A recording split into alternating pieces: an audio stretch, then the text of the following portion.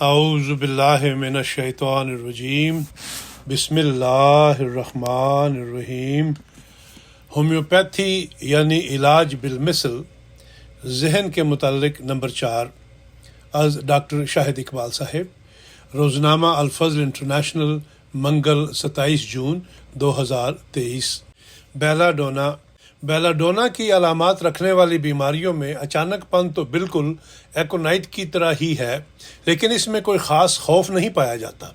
مریض دبے لفظوں میں تکلیف کا اظہار کرتا ہے ورنہ خاموش رہتا ہے، زیادہ بولنا پسند نہیں کرتا، سوائے اس کے کہ رات کو ڈراؤنی خوابیں آنے لگیں تو شور مچا کر اٹھ بیٹھتا ہے، ورنہ چادر لے کر الگ تھلگ پڑا رہنے والا مریض ہے۔ صفحہ نمبر 133۔ بیلا ڈونا میں دماغی علامتیں ایکونائٹ کے مقابل پر بہت زیادہ ہوتی ہیں۔ بیلا ڈونا دماغ پر بھی حملہ کرتی ہے اور شدید پاگل پن کا دورہ پڑ سکتا ہے۔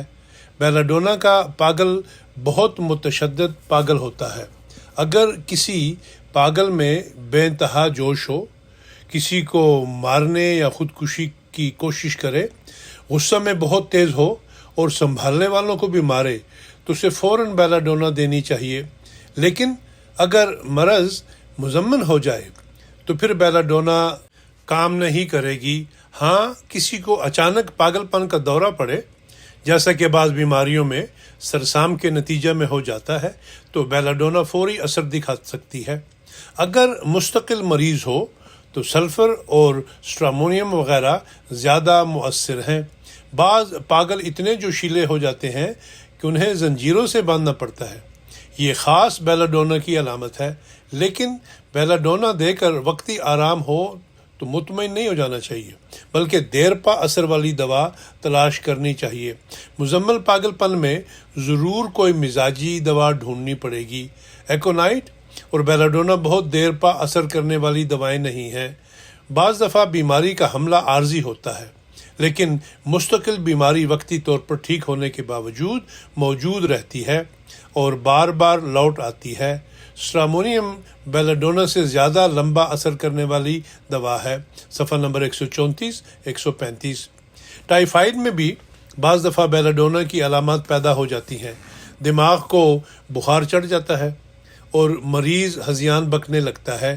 اگر اس میں بیلا ڈونا دیں تو وقتی افاقہ تو ضرور ہوگا، لیکن کچھ پیچیدگیاں بھی پیدا ہو سکتی ہیں، کیونکہ ٹائیفائیڈ کا بیلا ڈونا سے مزاجی تعلق نہیں ہے۔ اسٹرامونیم بیلا ڈونا کی نسبت ٹائیفائیڈ سے زیادہ قریب ہے، کیونکہ یہ کسی حد تک مزمن دوا ہے۔ اس لیے یہ ٹائیفائیڈ میں دماغ کی ہذیانی کیفیت کو بھی دور کر سکتی ہے اور ٹائیفائیڈ سے شفا کا موجب بھی بن سکتی ہے۔ دماغی مریضوں کو اسٹرامونیم اور سلفر فائدہ پہنچاتی ہیں، خواہ انہیں ٹائیفائیڈ ہو یا نہ ہو۔ بعض دفعہ پاگلوں میں تشدد کے علاوہ فحش گوئی کا رجحان بھی ملتا ہے۔ اس کا مطلب ہے کہ اندرونی جنسی عضلات میں کوئی سوزش ہے، اسے ٹھیک کرنا ضروری ہے۔ بعض لوگوں کے ذہن پر پرانے صدموں کا اثر ہوتا ہے، جس کے نتیجے میں وہ پاگل ہو جاتے ہیں۔ بعض غم اور مالی نقصان کے اثر سے ذہنی توازن کھو بیٹھتے ہیں۔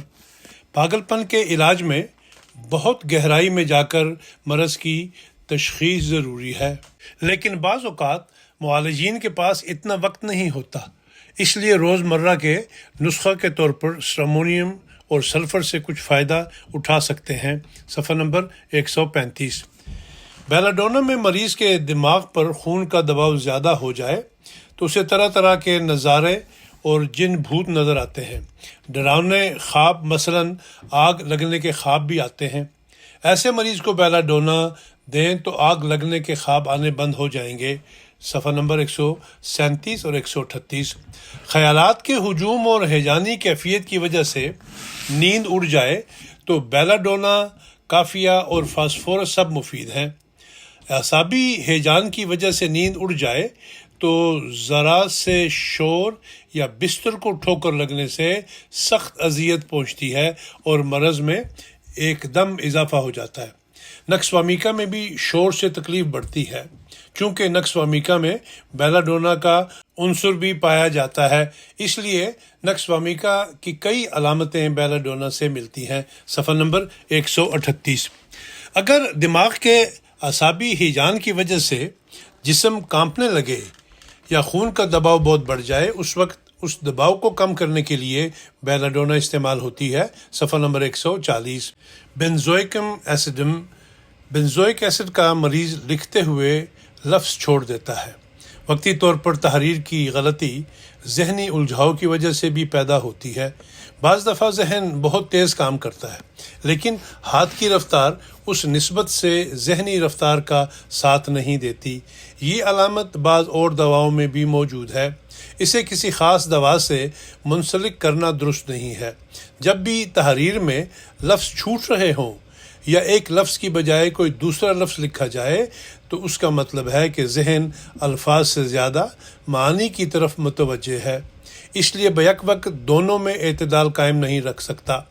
ایسے لوگوں کی تحریروں میں جہاں سوچ کی رفتار لکھنے کی رفتار سے بہت زیادہ ہو جائے، ایسی غلطیاں ہو جایا کرتی ہیں۔ اس لیے خواہ مخواہ ان لوگوں پر بینزوئک ایسڈ استعمال نہیں کرنا چاہیے۔ ہاں، اگر ذہنی پریشانی اور پیشاب کی علامتیں بینزوئک ایسڈ والی ہوں اور پھر تحریر میں غلطیاں بھی ہوں تو بینزوئک ایسڈ سے آرام آ جائے گا۔ صفحہ نمبر 145 اور 146۔ بسمتھم ہومیوپیتھی میں اس کی دماغی علامات بہت نمایاں ہوتی ہیں۔ مریض ایک منٹ کے لیے بھی تنہا نہیں رہنا چاہتا، ہر وقت کسی نہ کسی کو اپنے ساتھ رکھنا چاہتا ہے۔ بڑھاپے میں اکثر ایسے مریض ملتے ہیں جن کے پاس ہر وقت ضرور کوئی نہ کوئی ہونا چاہیے، انہیں اپنی کہانی سناتے رہنے کی تمنا ہوتی ہے۔ صفحہ نمبر 153۔ بسمت میں ہائیوسمس کی طرح پرتشدد جنسی خوابوں کا رجحان ملتا ہے۔ بسمت کے اس حال میں ضرور کوئی فاسد مادہ ایسا ہوتا ہے جو نیند کے دوران آنتڑیوں سے خون میں مل کر دماغ پر اثر انداز ہوتا ہے اور پریشان خوابیں اس کے نتیجہ میں آتی ہیں۔ صفحہ نمبر 154۔ برایونیا ایلبا۔ برایونیا میں آہستہ آہستہ تکلیفیں بڑھتی ہیں اور آخر اتنی شدت اختیار کر لیتی ہیں کہ ہر قسم کی حرکت، آواز اور شور سے تکلیف ہونے لگتی ہے، اور پھر ایسا مریض تیمارداری کے لیے آنے والوں کو بھی ناپسند کرتا ہے اور چڑھنے لگتا ہے۔ اس غصہ اور چڑچڑاہٹ کی وجہ یہ ہے کہ مریض کو ہر حرکت سے تکلیف ہوتی ہے، منہ کی حرکت سے بھی اسے تکلیف ہوتی ہے اور وہ بولنا نہیں چاہتا اور وہ کمزوری بھی محسوس کرتا ہے۔ اگر ایسے مریض کو نمونیا ہو یا سر میں درد ہو تو اسے ہرگز بلانا نہیں چاہیے، وہ ایک غنودگی کی کیفیت میں رہتا ہے۔ اگر مرض لمبا ہو جائے تو مستقل بے ہوشی طاری ہو جاتی ہے، لیکن حرکت کرنا اور بولنا بالکل فائدہ نہیں دیتا۔ صفحہ نمبر 165 166۔ بخار کی حالت میں بعض دفعہ درد کے ساتھ ہذیان بھی شروع ہو جاتا ہے اور مریض اوٹ پٹانگ باتیں کرنے لگتا ہے۔ ویسے برایونیا کے ہذیان میں مریض زیادہ باتیں نہیں کرتا۔ ہائیوسمس، اسٹرامونیم، سلفر اور بیلاڈونا کے ہذیان شدت میں بہت زیادہ ہوتے ہیں اور بخاروں کے زہریلے مادوں کے نتیجے میں پیدا ہوتے ہیں۔ صفحہ نمبر 186۔ اگر سر درد کی دوا پہچانی جائے تو مرض کی شناخت بھی ہو جاتی ہے۔ بیلاڈونا کا سر درد خواہ ٹائیفائڈ میں ہو یا کسی اور بیماری میں اچانک ہوگا۔ سر درد کے ساتھ چہرہ تمتمانے لگے گا، خواہ جسم میں خون کی کمی ہی کیوں نہ ہو۔ خوف کی بجائے تشدد کا رجحان پایا جاتا ہے۔ کمزور ہونے کے باوجود غیر معمولی طاقت آ جاتی ہے اور ایسے مریض کو قابو میں رکھنا مشکل ہو جاتا ہے۔ ہائیوسمس میں مریض ہذیان کے نتیجے میں گند بکنے کی طرف مائل ہوتا ہے۔ یہ علامت اتنی نمایاں ہے کہ گھر والوں کے علاوہ ڈاکٹر بیچارہ بھی شرم سے پانی پانی ہو جاتا ہے۔ مریض کے اخلاق اور رجحانات میں کوئی خرابی نہیں ہوتی، لیکن ایسا صرف اعضائے تناسل میں سوزش کی وجہ سے ہوتا ہے، جس سے دماغ میں بھی تیزی پیدا ہو جاتی ہے۔ یہ سب علامات مل کر ہذیان کی کیفیت پیدا کرتی ہیں۔ ہائیوسمس کے مریض کی ایک اور خاص علامت یہ ہے کہ وہ چٹکیاں بھر بھر کے جسم اور کپڑوں کو چنتا اور نوچتا رہتا ہے۔ ایسی کوئی علامت برایونیا میں نہیں پائی جاتی۔ صفحہ نمبر 168۔ بوفو، یہ خاص طور پر ذہنی صلاحیتوں اور دماغ پر اثر انداز ہوتی ہے۔ اس کے مریض کی یادداشت کمزور ہو جاتی ہے، ذہن دھندلا جاتا ہے اور سخت ذہنی تھکاوٹ محسوس ہوتی ہے۔ صفحہ نمبر 173۔ بوفو میں جلد میں زخم پیدا کرنے کا رجحان پایا جاتا ہے۔ اکثر عام ٹکسالی کے ہومیوپیتھ معالجین اسے جنسی امراض میں تو استعمال کرتے ہیں، مگر جلدی امراض اور عضلاتی تشنجات میں اسے شاذ کے طور پر استعمال کیا جاتا ہے۔ اگر کوئی نوجوان بے راہ روی کا شکار ہو جائے تو اس کی دوا بوفو ہے، اور یہ جلک یعنی سیلف ابیوز کو روکتی اور اس کے بد اثرات کو دور کرتی ہے۔ بعض نوجوان جنہوں نے اپنی بے وقوفی سے اپنی جان پر ظلم کیا ہو اور وہ مرگی کا شکار ہو جائے تو ان کے لیے بھی بوفو بہت مفید دوا ہے۔